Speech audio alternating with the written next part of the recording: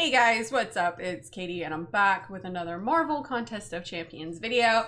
And oh boy, do I have a fun video for you. So some people say that Mcoc, well, he doesn't have the damage that he should.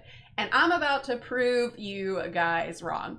So this is the 6.4.4 chapter. It's basically the Captain Marvel chapter. And this is the diss track path. So this does have bubble shield, so the Punisher is going to go unblockable every so often. So the name of the game here is to get Mcoc's debuffs on and let them pretty much do the work. So he's already kind of built up. So if he wasn't built up, you would need to do a medium to get the poison on or a light to get the weakness on for the special one, and then refresh with the heavy. But since he is already built up, you can technically end in either combo or go right from a heavy into the special, and that will put both debuffs on. Now the heavy also puts a bleed on, so, and it refreshes those debuffs. So it's basically special 1, special 2, special 3 to make them permanent. Once they're permanent, you can really go ham. Now the cool thing too about Mcoc is when he is built up, if you do a light attack into the opponent's block, you're going to stun them. So that makes him pretty good for AIs that like to be passive, or of course for the oscillate node, right? When they're all turtled up back there, when they have their little armor up buff up. So, I mean, I'm not even going to be able to get to a special 3 before Punisher goes down. Okay, so now we're moving on to the next fight, which is Sentinel. Now I know what you're thinking, but he's gonna put bleed and poison. How is that gonna work for diss track? Well, the fun thing is with diss track is it's any DOT, right? So off of the special 1, he's gonna put a weakness. So that counts as a debuff. After the special 2, he's going to do a concussion and a degen. So that counts as a debuff. So there are your 3 debuffs right there, making him great for opponents who are, of course, bleed and poison immune for diss track. So you don't really have to worry about ever, really, if you don't have a void, let's say, you can totally bring in Apocalypse for this.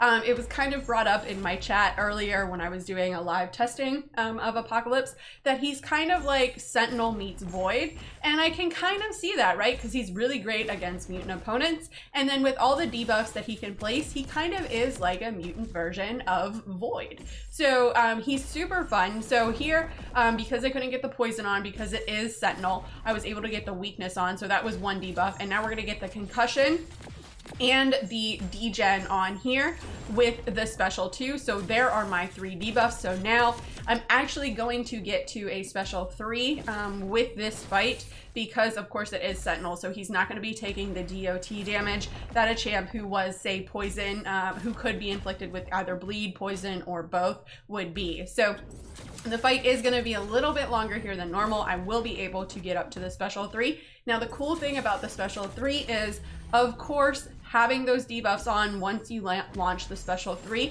it makes them permanent. So you don't have to worry about refreshing. You don't have to worry about them falling off. So you can just kind of go ham at it and let the damage roll. Now, like I said, of course, this is Sentinel, so he's gaining a lot of power because he does have his analysis charges activated.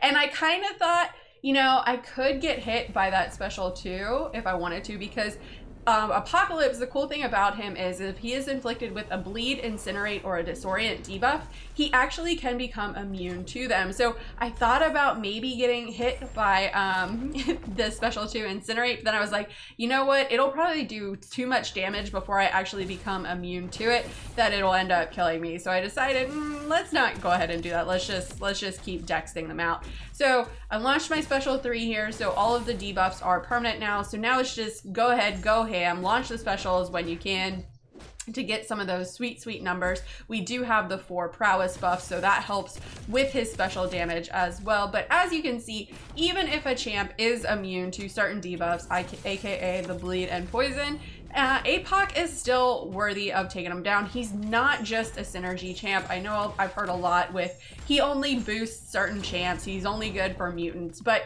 honestly, like, he is fairly decent on his own. Both of this month's champs are actually, while he is good for a synergy booster and making a mutant or an X-Men the Horseman of Apocalypse, he can still stand on his own fairly well here. Now, he does have some regen, but he gets that while he's quote-unquote sleeping, and it is a fairly decent regen. Now, the cool thing too about Apocalypse is he can become stun immune. So when he has enough charges built up, or genetic mutations, however you want to call them, whatever they're called, I forget off the top of my head, he becomes stun immune. So what does that mean? Oh, pesky Black Panther and his reflective stun, you don't need to worry about that one little bit. You can parry him heavy all day when he's built up because he cannot be stunned. And that also makes him great for certain nodes like encroaching stun. So when it comes to Black Panther Civil War, we've all been stunned by him, and then we've all gotten, well, riggedy wrecked by him. But the cool thing, like I said, with Apoc is you don't need to worry about that reflective stun once he's built up. So just go ahead, get your debuffs on here and launch your specials and just watch the damage roll. Go ahead and refresh your debuffs with the heavy, parry and heavy all day. You don't need to worry about being reflectively stunned with Black Panther Civil War here because, well, he won't stun you. So that Apoc really does have a lot of utility. Now, he is the diss track king. I still stand by that fact. He's a lot of fun. I love the DOT that he can do. So, but anyways, guys, that's all that I got. Let me know in the comments below, what do you think of Apocalypse? Do you think he can stand on his own, or do you think he is just a synergy booster? Is he potentially the new diss track king? Let me know in the comments below and let's discuss. As always, guys, thanks so much for watching. If you guys liked what you saw and you want to see more, please remember to like and subscribe. Follow me on Instagram and Twitter and hit me up in the Discord chat. Thanks, guys. Bye.